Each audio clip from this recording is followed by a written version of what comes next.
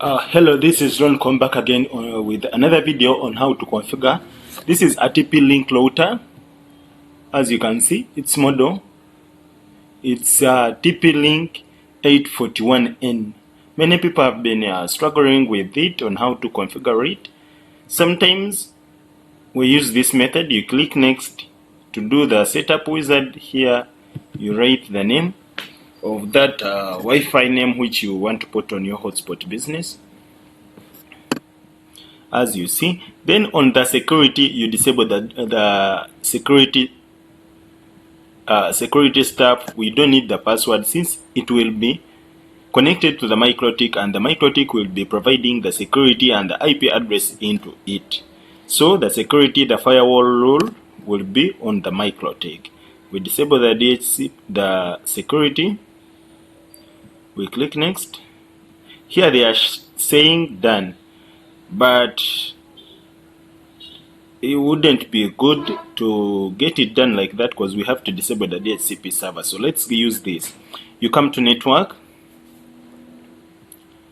When you come to network here, we are going to put on the wireless. Let's go to wireless and change the name again. Here it's the name. This is the Wi-Fi name we want to use for now.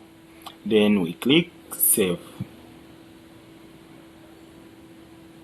That means we have changed its SSID. As you see, we enabled the SSID broadband, or enable the radio wireless router should be on, so that when someone clicks on Wi-Fi, we'll see that radio popping up.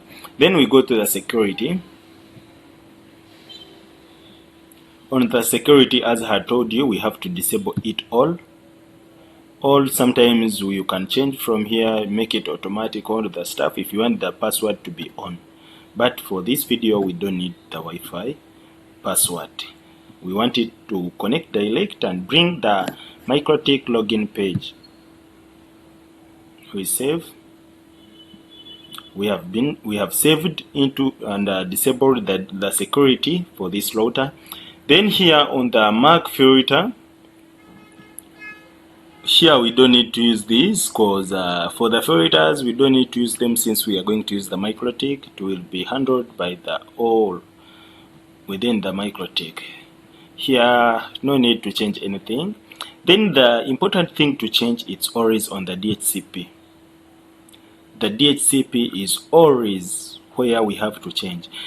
You see, it's given IP addresses, its own IP addresses, but the internet service provider has its own IP address. So if you don't disable the DHCP server on this address release time, whenever it clocks this time, it will stop giving internet to the surroundings or to the devices until these minutes are done, hence making internet connected without internet. So it's a better option to always disable DHCP on this DHCP server. Then they give you this note to change the DHCP config. You will not take effect until this device reboots, which is okay. You click OK.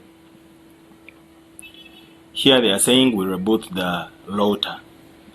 Even when you put it on and off, that means it has rebooted and it has taken the effect, or the savings and all the stuff. So when you're chaining, doing hotspot and all the stuff, what you have to make sure it's this. It's this where the DHCP config should be important whenever you're doing this hotspot business. Okay?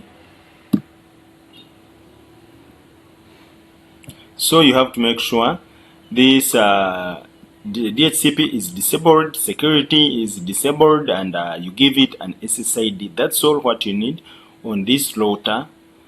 That's it, guys. Thank you for watching till this far. If you haven't subscribed, or if you want to check another AP configuration, check out other videos. They can help you on this channel. Thank you, guys.